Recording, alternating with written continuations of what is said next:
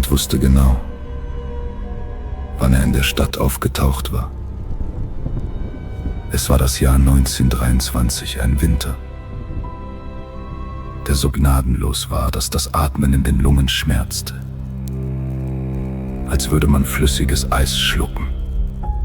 In den dunklen Gassen von Hannover flüsterten die Menschen, der Teufel selbst sei mit dem Nachtzug aus dem Osten gekommen. Einige sagten, es sei in einer Sturmnacht gewesen. Eine Nacht, in der der Donner so laut grollte, dass er die Schreie der Verlorenen einfach verschlang.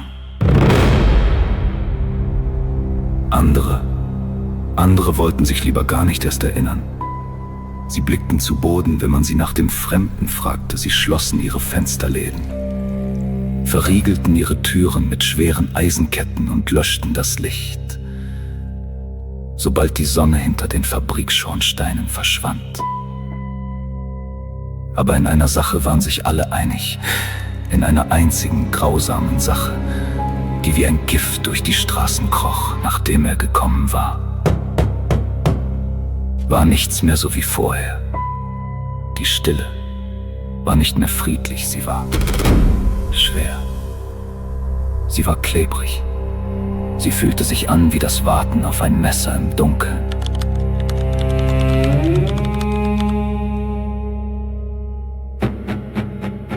Es begann auf dem Marktplatz, im fahlen Licht eines nebligen Montagmorgens.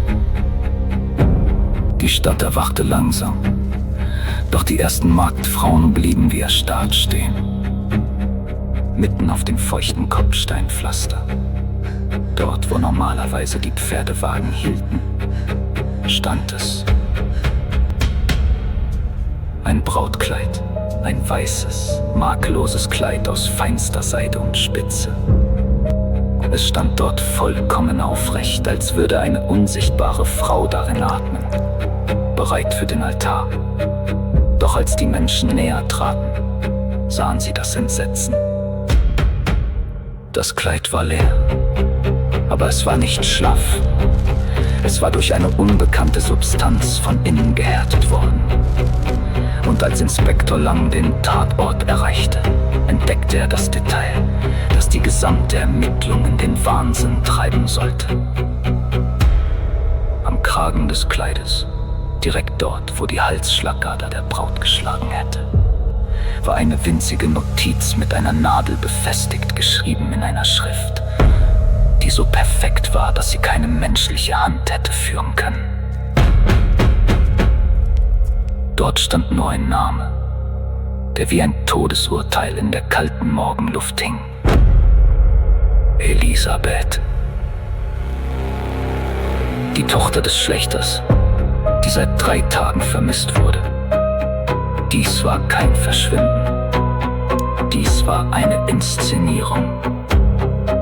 Ein True Crime, der die Grenzen der Realität sprengte.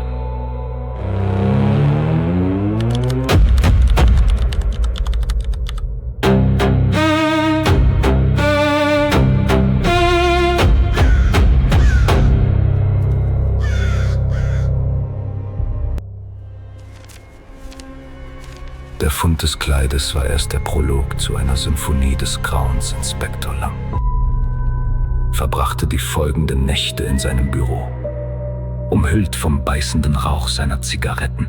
Er starrte auf die Stadtkarte von Hannover, als könnten die Straßen ihm die Wahrheit zuflüstern. Dann, genau 14 Tage nach Elisabeths Verschwinden, kam der zweite Anruf. Es war kein Polizist am Apparat. Es war ein Nachtwächter der alten Glashütte am Nordufer, dessen Stimme so sehr zitterte, dass Lang ihn kaum verstehen konnte.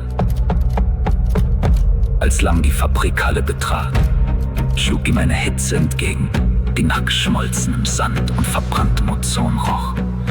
Und dort, mitten im Raum, unter dem fahlen Licht des Vollmonds, stand das zweite Opfer, Clara. Clara sollte in 2 Tagen heiraten. Jetzt trug sie ihr Hochzeitskleid. Aber es war kein Stoff, Clara war von Kopf bis Fuß in eine Schicht aus flüssigem, nun erstarrtem Kristall gehüllt worden. Eine legende Statue. Das Grausamste war nicht die Maske aus Glas. Es war die Tatsache, dass sie noch atmete, langsam, wie sich ihre Augen hinter der kristallinen Schicht bewegten, weit aufgerissen vor Panik, gefangen in einem ewigen, lautlosen Schrei.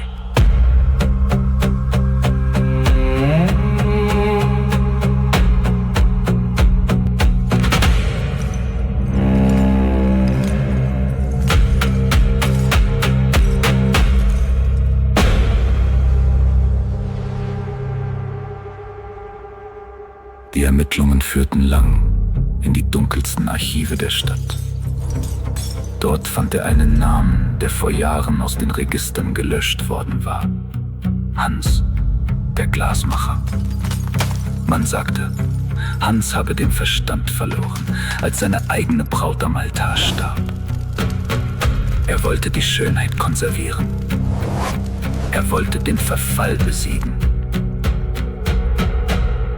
Lang suchte das verfallene Atelier von Hans auf einen Ort, an dem die Zeit stehen geblieben war. Überall standen Glasfiguren, Vögel, Katzen, kleine Kinder.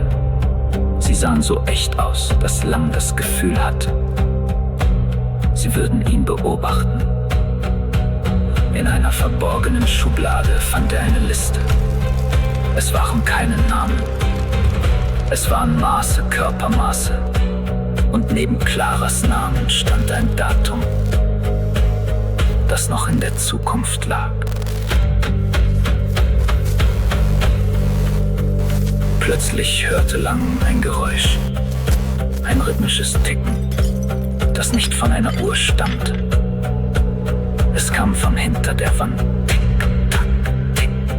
Es war das Geräusch eines mechanischen Herzens. Hans war nicht tot. Er war der Architekt dieses Albtraums. Und er hatte bereits sein nächstes Ziel gewählt. Jemand, der Lang näher stand, als er ahnte.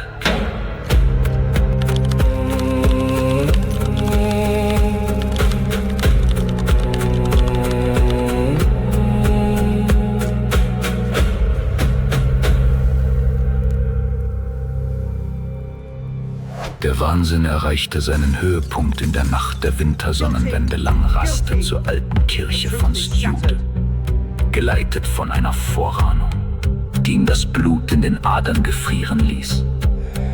Die Türen der Kirche standen weit offen. In der Mitte des Kirchenschiffs, dort wo der Altar stand, brannte ein Feuer in einem riesigen Schmelzofen. Und davor stand der Glasmacher. Er trug eine Maske aus Spiegel, in der sich Langs entsetztes Gesicht tausendfach brach. Man kann die Zeit nicht anhalten, Inspektor, flüsterte die Gestalt. Aber man kann sie in Glas gießen. Man kann den Moment des Schmerzes unendlich machen. Ein Kampf entbrannte zwischen Licht und Schatten. Das Klirren von Glas erfüllte die heilige Halle, wie zerbrechende Seelen. Als der Ofen explodierte und die Kirche in Flammen aufging, verschwand der Spiegelmann im Inferno.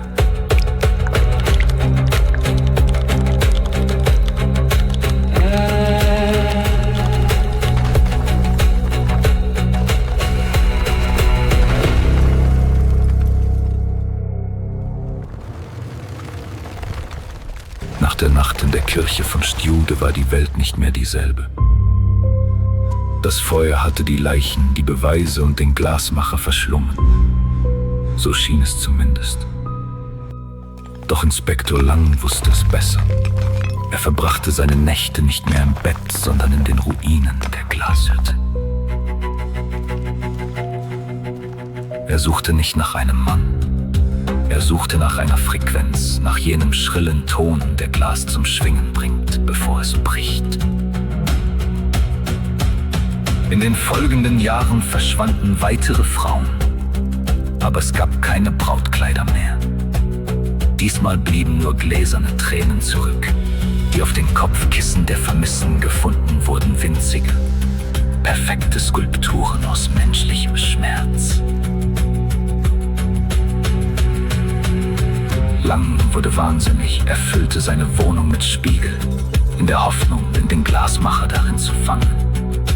Er behauptete, Hans lebe nicht mehr in unserer Welt, sondern in der Reflexion, dass er uns durch jede Fensterscheibe, jedem Brillenglas eifersüchtig beobachtet.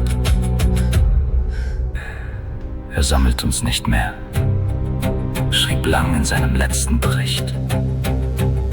Er ersetzt uns Stück für Stück, bis die ganze Stadt aus Glas besteht. Look at the lighting on this one. Oh, that's perfect. Send it to me right now. Wait, let's try one more pose.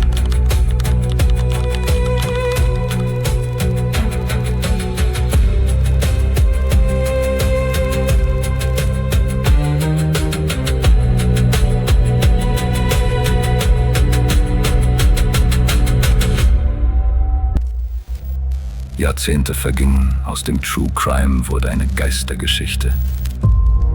In den 1960er Jahren, beim Wiederaufbau der Stadt, machten Bauarbeiter eine Entdeckung, die das Blut in den Adern gefrieren ließ. Hinter einer doppelten Wand im alten Archiv der Polizei fanden sie einen Hohlraum. Darin stand ein einziger gläserner Sarkophag. Und darin lag Inspektor Lang. Sein Körper war perfekt erhalten, er trug seinen alten Mantel, seinen Hut und in seiner Hand hielt er eine Taschenuhr. Doch als die Arbeiter das Glas berührten, zerfiel der Körper nicht zu Staub. Er klang wie ein Windspiel. Lang war zu Glas geworden, genau wie die Opfer, die er zu retten versucht hatte. Die Forensik stand vor einem Rätsel. Wie konnte ein lebender Organismus molekular in Silizium umgewandelt werden, während das Herz noch schlug? Man sagt, wenn man heute das Museum betritt, in dem der Sarkophag steht, und es ganz still im Raum ist, dann kann man Langs Herz noch ticken hören. Ein unendlicher Rhythmus. Ein Versprechen, dass der Glasmacher sein Meisterwerk noch nicht vollendet hat.